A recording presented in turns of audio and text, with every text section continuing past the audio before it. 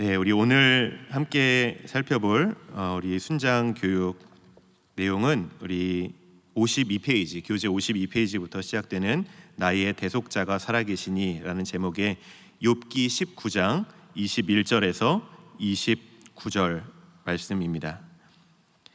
욥기 19장 21절에서 29절 말씀입니다. 우리 먼저 오늘 본문인 욥기 19장 21절에서 29절 말씀을 저 여러분 한 절씩 교독하겠습니다. 욥기 19장 21절에서 29절, 제가 먼저 21절을 봉독합니다. 나의 친구야, 너희는 나를 불쌍히 여겨다오. 나를 불쌍히 여겨다오.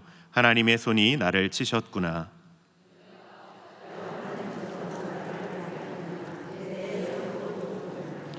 나의 말이 곧 기록되었으면, 책에 씌어졌으면,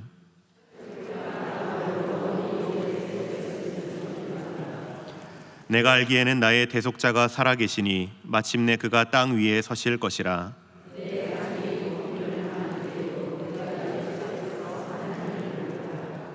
내가 그를 보리니 내 눈으로 그를 보기를 낯선 사람처럼 하지 않을 것이라. 내 마음이 초조하구나.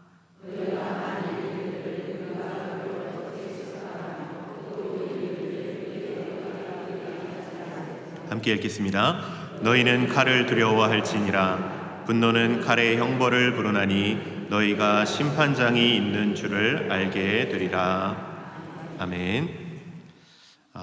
선생님들 한 주간 평안하셨나요? 네, 이번 주에 우리는 욥기를 읽고 있습니다.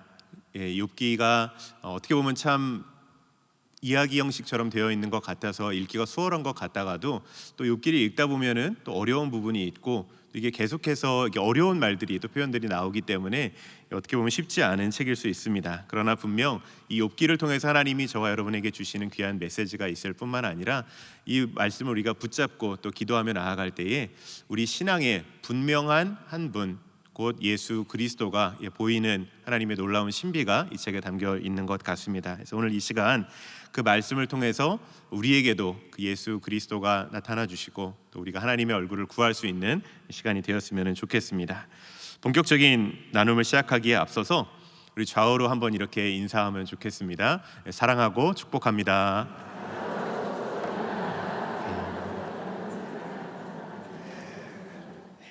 감사합니다. 욥기 이제 방금 말씀드린 대로 조금 어색할 수도 있고 또 계속 같은 호흡으로 읽어나가기가 때로는 좀 어려울 수 있는 책이기 때문에 혹시 성경 통독에 도움이 될까 혹은 순원들과 나누시기에 좀 도움이 될까 하여서 간단한 배경을 좀 살펴보고 가면 좋을 것 같아요. 여러분, 욥기의 배경이 되는 시대가 언제인지 혹시 아시나요? 이제 우리가 그동안 이제 역사서를 쭉 읽어오고 그 다음에 최근에 뭐 역대기 그리고 이제 느헤미야, 에스라를 읽고 난 다음에 이제 욥기가 나오기 때문에 이게 성경이 순서적으로 쓰여졌을 거라는 생각 때문에 욥기가 이제 그쯤의 이야기라고 생각하는 경우가 있습니다.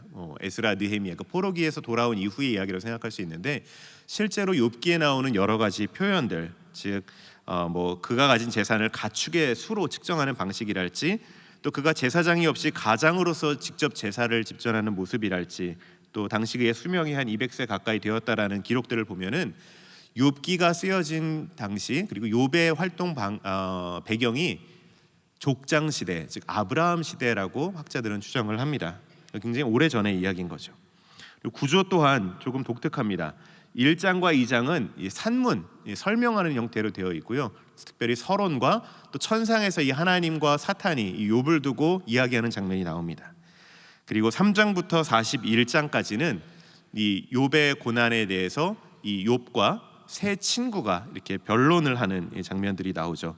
조금 정확하게는 3장부터 31장까지에서는 욥과 세 친구, 즉 엘리바스와 빌닷과 소발이라는 세 친구에 대한 이야기가 나오고 32장부터 41장까지는 여기에 엘리후라는 새로운 사람이 등장해서 그 변론이 이어집니다.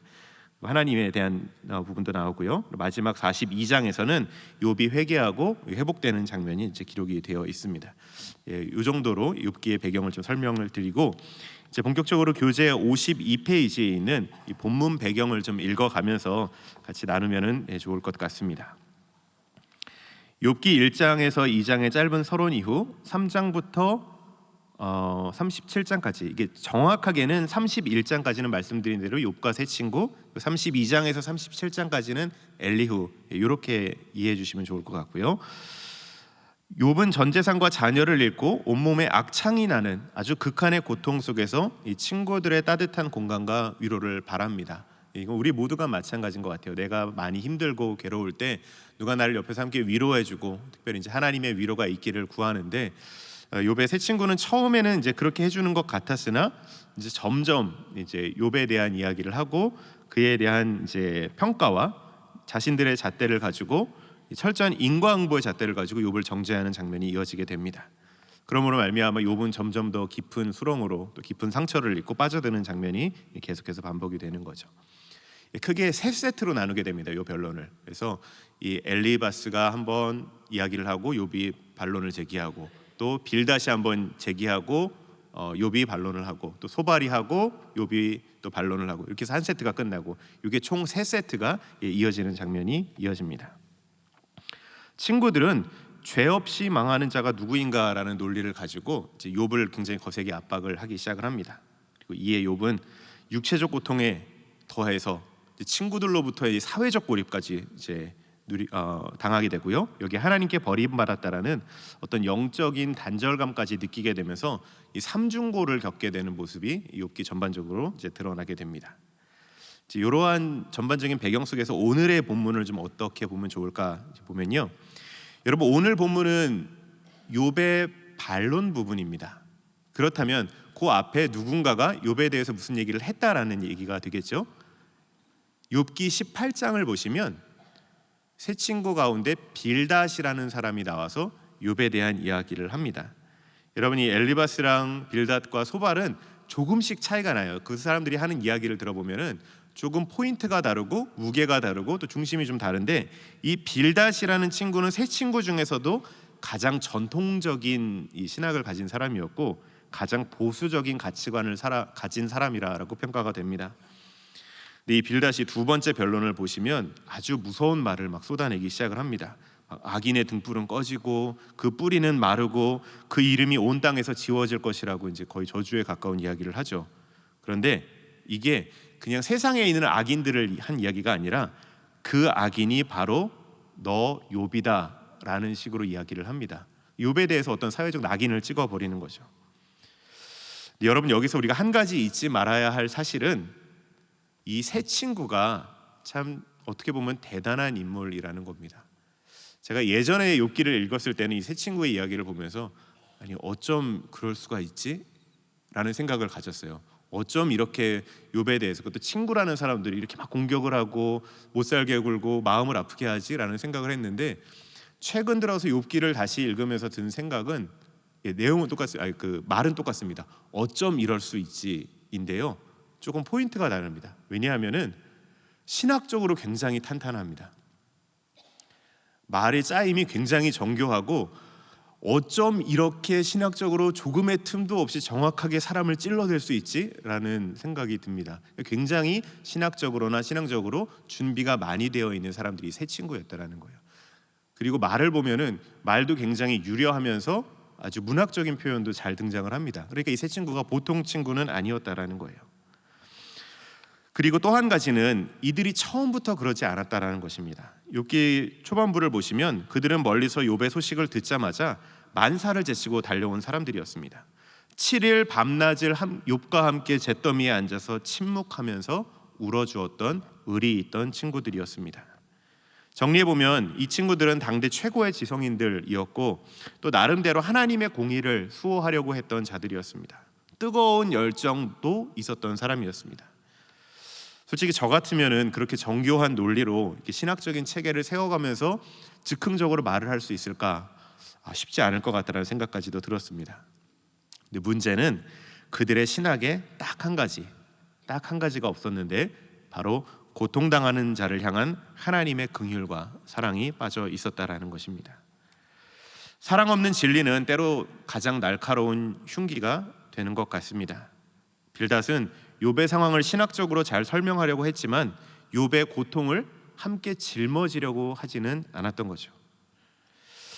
그렇게 욥은 지금 가장 친한 친구들로부터 공격을 당하면서 이 친구들에게서, 내 주변에 있는 누군가에게서, 또 내 스스로를 봤을 때 내 안에서 어떠한 여기에 돌파구를 찾을 수가 없겠구나. 그렇다면 내가 온전히 의지할 것은 하늘에 계신 한 분, 나의 참된 재판장이 되시면서 나의 참된 기업 물을 자가 되실 그 한 분 하나님을 바라야겠구나 하고 자신의 시선을 돌려서 하나님께 나아가는 장면을 오늘 본문이 보여주고 있습니다.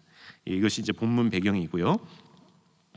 자, 이제 53페이지로 넘어와서 질문을 하나씩 살펴보면서 좀 이어가 보려고 합니다.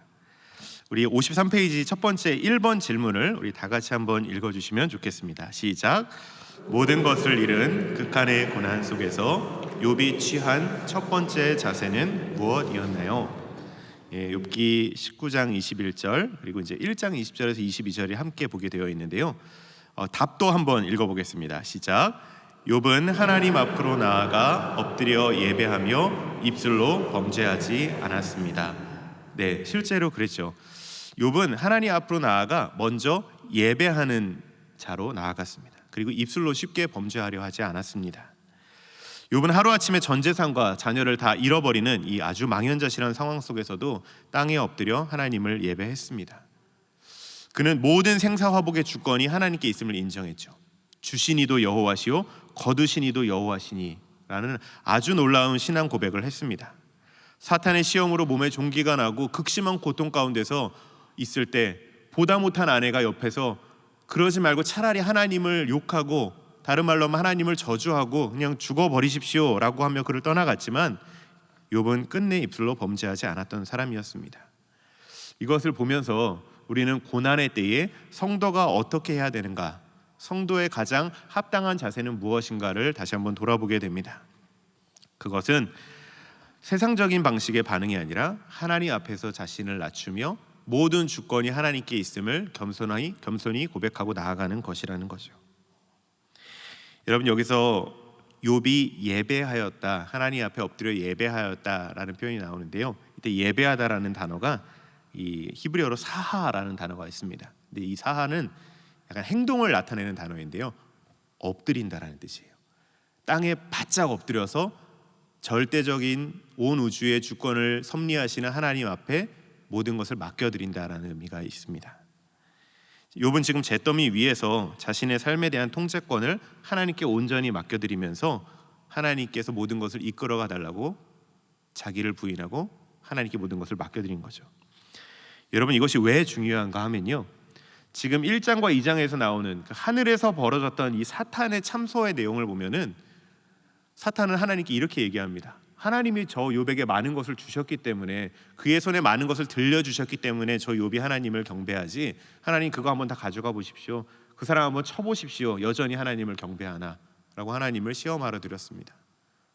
근데 그때의 욥이 보여줬던 행동이 모든 것이 다 하나님께 있음을, 자신이 가진 것 때문에 하나님께 경배하는 것이 아니라 자신에게 주어진 어떤 환경이 좋고 편안하고 안락하기 때문에 하나님을 경배하는 것이 아니라 그것이 있든 없든 자신이 처한 상황이 어떻든 간에 저는 하나님을 경배합니다라고 진정한 예배자의 모습을 보여주었다라는 거죠.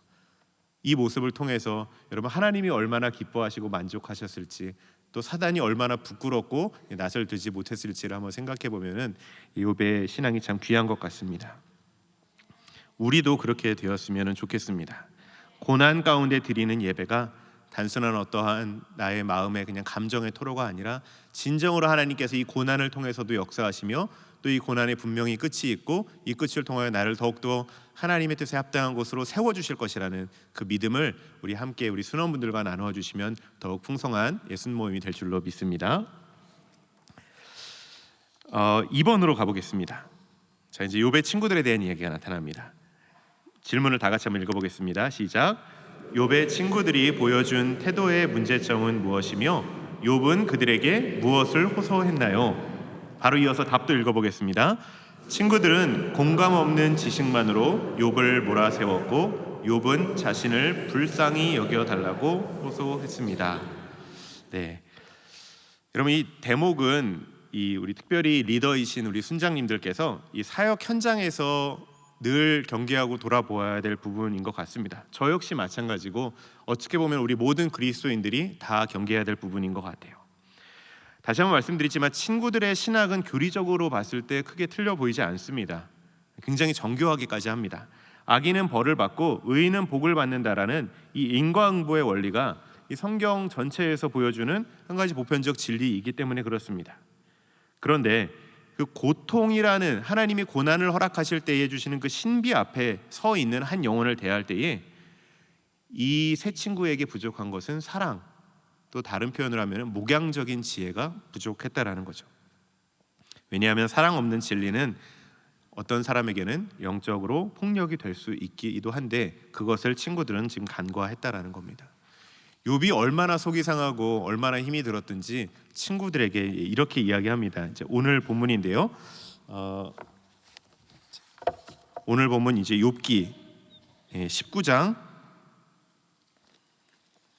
21절에 보시면 나의 친구야 너희는 나를 불쌍히 여겨다오 나를 불쌍히 여겨다오라고 얘기를 합니다. 얼마나 친구들의 말이 힘들었으면 날 좀 불쌍히 여겨달라고 이렇게 얘기를 하겠습니까? 그만큼 욥은 지금 힘들었다라는 거죠. 욥이 지금 필요했던 것은 어떤 훈계나 분석이나 지적이나 정죄가 아니라 긍휼의 눈물이었던 것입니다. 친구들은 욥을 사랑의 대상이 아니라 신학적인 토론의 대상으로 본 것 같습니다. 사랑하는 여러분, 우리가 하나님의 자리에 앉아서 우리 옆에 있는 지체를 판단하려는 유혹이 찾아올 때가 있는 것 같습니다. 근데 그때에 그 유혹을 잘 이겨내고 하나님 앞에 그분의 손을 붙잡고 나아가서 함께 울어줄 수 있는 그 마음이 우리에게 필요한 줄로 압니다. 예수님도 때로는 슬퍼하시고 때로는 눈물을 보이시고 때로는 마음에 심히 애통해 하셨는데 어떻게 우리가 우리 주변에 있는 하나님이 사랑하시는 그 영혼들이 슬퍼하고 또 괴로워할 때 함께 울어주지 않을 수 있겠습니까? 우리에게 필요한 것은 어떤 지체의 고난을 보고 그 원인을 분석해서 그들에게 필요한 때로는 찔러줄 수 있는 말을 내가 준비해서 해야지라는 것보다는 먼저 함께 울어줄 수 있었으면 좋겠습니다. 또 이사야 말씀에도 너희는 위로하라 내 백성을 위로하라 라고 주님께서 주셨던 그 말씀을 기억하면서 함께 주님 앞에 나아갈 수 있었으면 좋겠습니다. 바른 신학일수록 고통당하는 자의 신음소리에 더 민감하게 반응할 수 있어야 되기 때문입니다. 자, 우리 페이지를 하나 넘겨서요 54페이지로 가보겠습니다. 이제 나눔 1번 질문이 있는데요. 우리 주변에 고난당하는 지체에게 위로를 전하려다 오히려 나의 옳은 말로 상대에게 상처를 주었던 경험이 있으신지요?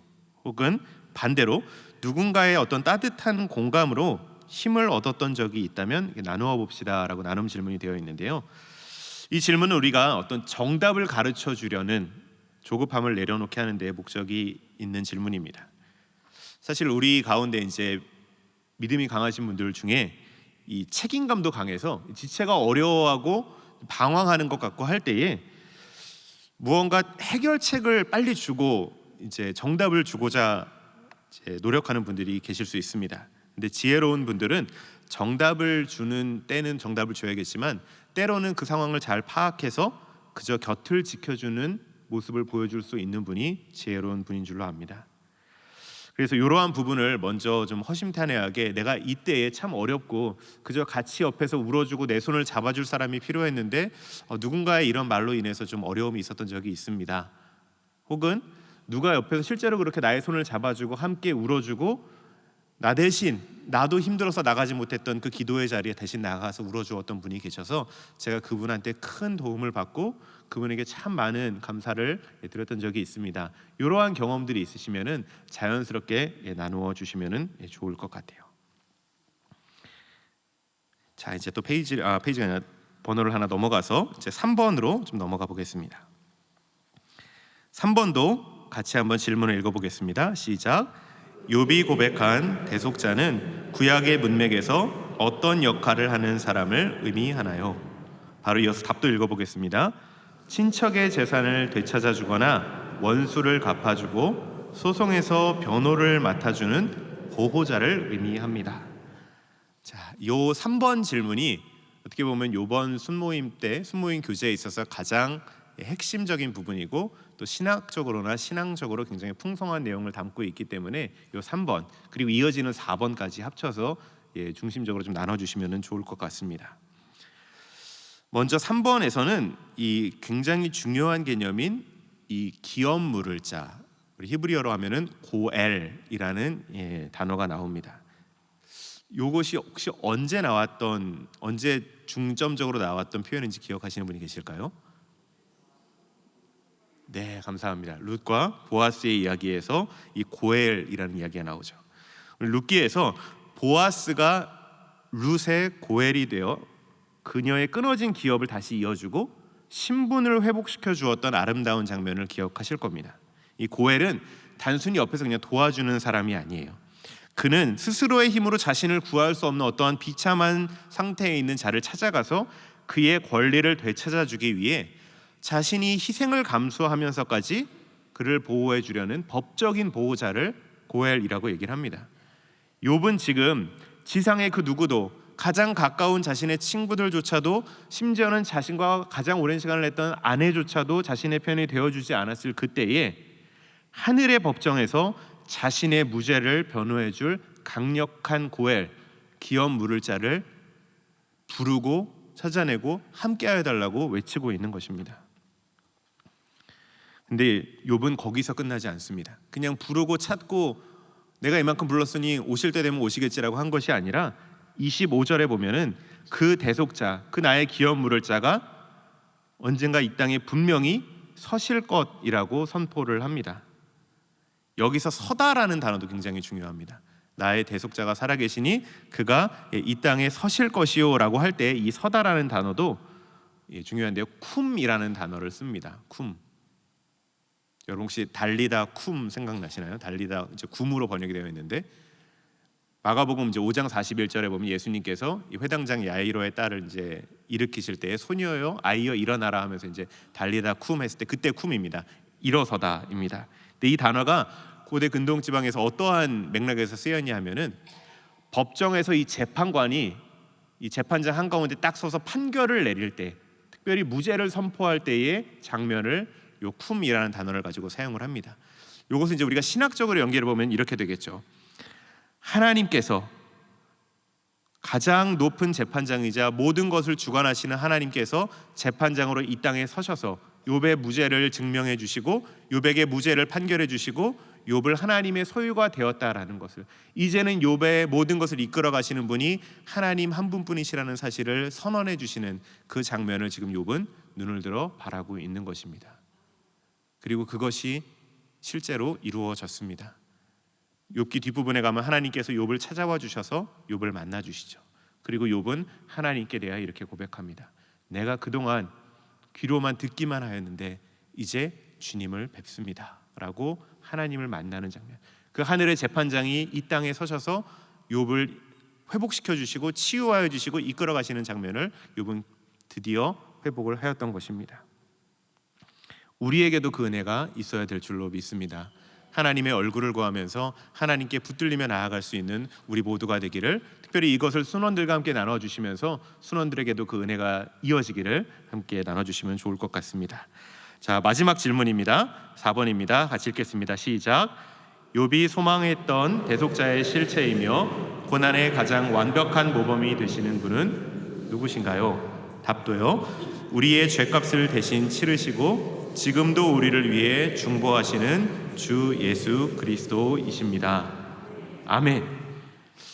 예수님은 십자가라는 그 극심한 고난 앞에서도 하나님 아버지의 뜻에 온전히 순종하셨습니다.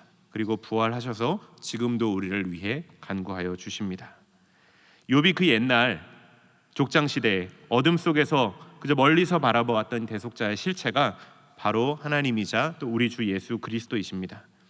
예수님께서는 우리의 죄의 빛을 모두 대신 갚으시기 위해서 자신의 생명을 내어놓으시기까지 우리를 위해 사랑하셨던 우리의 고엘, 우리의 기업 물을 자가 되어 주셨습니다. 구약의 고엘이 친족의 그 값을, 기업을 물으기 위해 어떠한 특별한 값을 지불했듯이 예수님께서는 우리의 영원한 기업, 그 천국의 기업을 되찾아 주시기 위해 자신의 보혈을 값으로 지불하여 주신 분이십니다. 더 놀라운 것은 그 주님께서 죽음을 이겨내시고 부활하셔서 지금도 하나님 우편에서 우리를 위해 쿰하고 계신다라는 거죠. 우리를 변화하기 위해 서 계신다라는 것입니다. 성도님들, 이것이 우리의 유일한 소망이자 위로가 되는 줄로 믿습니다. 우리가 어떠한 고난 속에 있더라도 우리의 구속자가 살아계시기 때문에, 나의 대속자가 살아계시기 때문에 그 어떠한 상황도, 나를 괴롭히는 그 어떠한 환경도 미처 다 해결되지 않을 것 같은 내 앞의 문제들도 최종적인 선언이 아닙니다.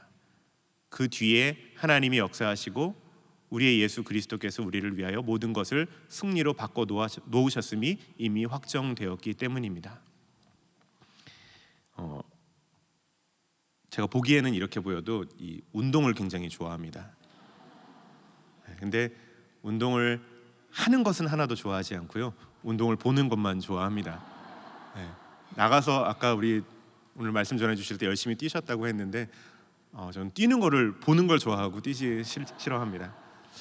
근데 제가 보는 운동 중에서 특별히 좋아하는 운동 경기가 있는데, 이 장르를 가르지 않고 끝난 다음에 보는 경기를 좋아합니다.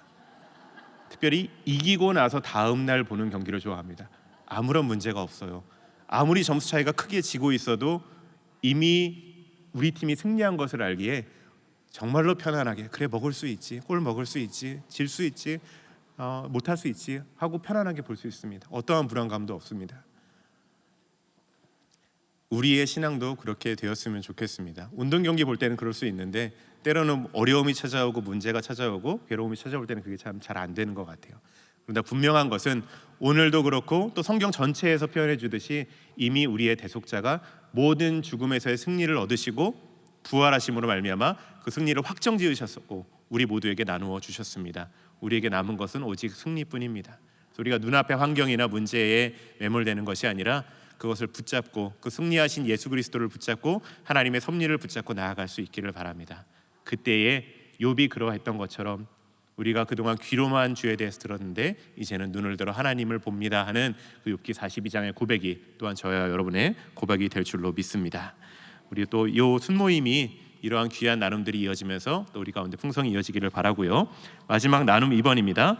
내가 겪고 있는 현재의 고난이나 해결되지 않은 기도의 제목 속에서 나의 대속자가 살아계신다라는 이 사실이 구체적으로 어떠한 위로와 소망이 되는지, 내가 지금은 어려운 터널을 지나가는 것 같고 깜깜한 터널을 지나가는 것 같지만 이 뒤에 나의 대속자가 살아계셔서 나를 영원한 기쁨과 천국으로, 회복으로 이끌어 가실 것이 분명하다는 사실을 우리가 어떻게 고백하고 나눌 수 있고 붙잡을 수 있는지를 함께 나누면 더욱 풍성한 순모임이 될 줄로 믿습니다. 우리 기도하고 마치겠습니다. 사랑과 은혜가 충만하신 하나님 아버지, 오늘 이 순장 교육을 통하여 또 욥기의 말씀을 통하여 저희가 어떠한 상황과 환경 속에서도 문제 앞에서도 오직 하나님만을 붙잡으며 하나님께 시선을 고정하며 하나님의 하나님 되심을 고백하며 나아갈 수 있어야 됨을 배웠습니다. 하나님, 그때에 우리가 주님 한 분만을 온 우주의 왕이시자 모든 것을 섭리하시며 주권적으로 역사하시는 하나님을 붙잡고 나아갈 때에 우리의 대속자가 살아계시니 라는 고백을 할 수 있고, 그 대속자를 통하여 우리의 삶이 결국에는 승리로 이어질 것을 확신하게 될 줄로 또한 오늘 말씀을 통해서 배웠습니다. 하나님이 확신이, 이 굳건한 믿음이 우리 가운데서 사라지지 않게 하여 주시옵소서. 또한 우리 주변에 아픔을 겪고 고통 가운데 있으며 괴로워하고 있는 순원들이 있다면, 또 가족들이 있고 지체들이 있다면 하나님, 우리가 그들에게 나아가 함께 울어주고 기도하며 함께 살아계신 대속자를 바라볼 수 있는 믿음 또한 허락하여 주시옵소서. 이후에 이어질 모든 순서와 또 남은 한 주를 주님의 손에 의탁하오며 우리 구주 예수님의 이름으로 기도하옵나이다. 아멘. 이상으로 마치겠습니다. 네, 감사합니다. 오늘은 제가 조금 중요한 광고들을 몇 가지 드릴 예정입니다. 우리 순장교육이 마치면 이 순장교육 영상을 유튜브에 올린 다음에 주소를 공유해 드리는데요. 나중에 교육에 참석하신 성도님들, 순장님들께서도 이 교육 영상 참고하셔서 오늘 드리는 공지, 이 광고 내용을 잘 숙지해 주셨으면 감사하겠습니다. 첫 번째는요, 우리 일정에 관한 것입니다. 다음 주는 권사의 원례가 있어서 1시에 갈릴리올에서 진행되는 것 꼭 기억해 주시고요. 그리고 5월 마지막 주 5월 27일 수요일에는 순장교육이 없습니다. 왜 없냐 하면 전도 축제를 앞두고 우리 순장님들과 함께 교회 주변 전도를 하려고 하기 때문에 그렇습니다. 그래서 다음 주는 1시에 갈릴리올에서 있고 그 다음 주에는 우리가 순장 교육하지 않고 순장님들과 함께 교회 주변 전도를 한다, 이렇게 기억해 주시고요. 마지막 주에도 순장 교육은 없지만 이 교회 주변 전도에 우리 순장님들 많이 참석해 주시고요. 그리고 순장님이 아니시더라도 수요 일부 예배 드리시는 성도님들 많이 계시잖아요. 같이 동참하자 해가지고 함께 많이 와주시면 감사하겠습니다. 어느 지역을 어떻게 전도할지에 관해서는 다음 주에 상세히 한 번 더 설명드리겠습니다. 세 번째 광고는요, 이것 때문에 제가 영상을 꼭 참고해 주시라 말씀을 드린 건데요, 오늘 순장교육 하시면서 한 종이 한 장씩 받으셨을 거예요. 네, 전도축제 관련해서 이렇게 파악해 주시도록 이렇게 종이를 드렸는데, 우리가 작년에는 금요 집회 때 하다 보니까 큰 어려움 없이, 작년에는 떡국 줬던 거 기억나시죠? 떡국이 몇 명 먹을지만 알면은 큰 진행에 어려움이 없었는데, 올해는 주일에 하다 보니까 주일 1, 2, 3부 예배, 그리고 예배 때 오시는 분들의 어떤 주차, 그리고 찬양 예배 때 들어오실 때 이 주변에 대한 이런 교통 흐름, 이런 것까지 여러 가지를 좀 고려해야 되다 보니까 한 번 더 자세하게 조금 조사를 합니다. 요즘에 순장님들 통해서 파악해 달라는 게 참 많아서 어려우시다고 알고 있는데, 또 순장님들께서 도와주셔서 또 교회 사역이 진행되는 것 또한 감사한 마음 가지고 있습니다. 한 번 더 도와주시길 부탁드리겠습니다. 이 내용 어떻게 작성하는지 제가 설명을 드릴 건데요, 혹시 없으신 분들은 교구 교역자에게 말씀해 주시면 되겠습니다. 네, 한번 보시면요, 맨 위에 이렇게 있습니다. 순별 전교인 전도축제 당일 참석 및 차량 이용 조사라고 되어 있습니다. 5월 31일 주일에 성도님들께서 몇 명 정도 오시는지, 새가족들은 몇 명 오시는지, 또 차량은 몇 대 정도가 교회로 들어와야 되는지, 이 내용을 조사하는 겁니다. 이거는 교구뿐만 아니라요, 차세대도 조사하고요, 세움위원회도 조사하고 외선부도 조사하고, 그래서 주일이기 때문에 조금 더 면밀한 준비가 필요합니다. 소속의 몇 교구, 몇 목에 어디 순, 이렇게 자기 성함을 쓰시면 되고요. 순장님들께서 순원들 한 분 한 분하고 대화하셔서 내용 정리하셔서 저희에게 제출해 주시면 교구별로 취합하고 그 전체를 취합하도록 되어 있습니다. 1번은요, 주일 1부에서 3부 예배입니다. 주일 1부에서 3부 예배 드리는 성도님 새가족이 몇 명이나 되는가를 파악합니다. 우리 순원 한 명에게 전화하셔서요, 당연히 주일이니까 교회 온지 물어보시고, 교회 오시죠? 네, 옵니다. 그러면은 한 명이 된 거고요. 새 가족하고 1부 예배부터 3부 예배까지 1, 2, 3부 예배 같이 드리세요? 물어보셔야 됩니다. 그래서 아니요, 안 드리고 찬양 예배 때 올 거예요. 그러면 0. 2명 같이 와서 주일 예배 드리고 국수 먹고 찬양 예배까지 있을 거예요. 그러면 2, 이렇게 되는 겁니다. 그래서 주일 1, 3부는 크게 어렵지 않아요. 두 번째 어려운 게 찬양 예배. 찬양 예배 때 오는데 3부 예배 드리고 찬양 예배 드리시는 분도 있을 거잖아요. 찬양 예배만 드리시는 분도 있을 거고요. 그거 다 합쳐서 쓰시는 거예요. 네, 그래서 어려워요.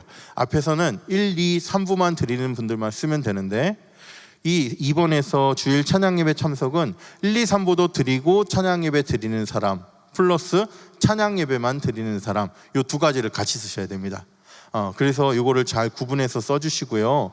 인원수는 우리가 대략적인 가늠이 또 어느 정도 되기 때문에 그것은 조금의 오차가 있어도 괜찮은데요. 3번이요, 차량 이용. 요게 제일 어렵습니다. 지금 우리 순장님들께서도 그날에는 차를 가져오지 않겠다 하신 분도 계시죠. 그날은 내가 대중교통으로 오겠습니다, 이렇게 약속하신 분들이 계시는데요, 전 교회적으로 지금 한 500명, 550명 요 사이가 되는 것 같아요. 그래서 나는 차량을 안 가져오겠다 하시는 분도 계시고, 또 우리 중에서 교회 외부 주차장에다 주차하겠다 하신 분도 계세요.